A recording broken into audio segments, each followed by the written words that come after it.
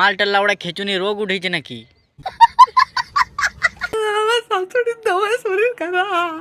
বৌদি বলছি যে তোমার শাশুড়ির শরীর খারাপ, একটু অ্যাক্টিংটা বেশি হয়ে গেল না তো? 200 रुपए दे और 50 रुपए काट ओवर एक्टिंग के वजह। ভিডিওটা এন্ডি থেকে বুঝে গেছেন যে আজকে আমরা কথা বলবো তার কাটা কাজল বৌদি কিনে। বেশি না দেরি করে ভিডিওটা স্টার্ট করবো।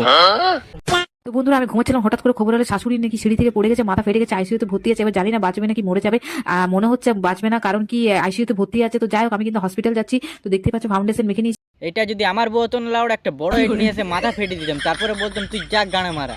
এত পাগল দোষ আমার মাথা থাকতেও নেই লাউড়া। পাউডারও মেখে নিয়েছি। তারপর আমি একটু যেটা লাগাবো সেটা হচ্ছে ব্লাশার আর হাইলাইট ভালো করে লাগাচ্ছি, কারণ হসপিটাল হোক, সাধ্যঘর হোক বা মোরাঘর, হাইলাইট লাগাতে কিন্তু আমি ভুলি না। যদি শাশুড়ি সুস্থ হওয়ার পর যদি ঘর আসে ভিডিওটা দেখে না, তো শাশুড়ি এমনিতে টপকে যাবে লাউড়া। তো বন্ধুরা, আজকে হচ্ছে 28শে ডিসেম্বর। তো তোমরা জানো আজকে ডেটটা যে কি, আজকে আমার ডেলিভারি ডেট। দেখো বৌদির আজ ডেলিভারি ডেট। দেখতেই পাচ্ছ, আমি কিন্তু এবার হসপিটাল যাবো। আমি রেডি হয়ে নি। বলছি যে কাপড় পড়লাটা বাইর করে দিলে তো এখানে ডেলিভারি হয়ে যায়। ইউটিউবে যখন এসছি করছি যে কোনো ভিডিও, টিকটকে যখন করতাম তখনও তোমরা আজে বাজে বলতে, বাজে ড্রেস, ই ড্রেস, ওই ড্রেস। আমার ব্যাপার, আমি যা ইচ্ছা পরবো।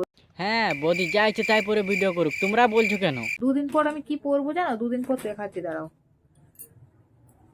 দুদিন পর এটা পরে নিয়ে ভিডিও করবো। আরে বৌদি তুমি এটা কি দেখাচ্ছ? আমি তো এটা বলিনি।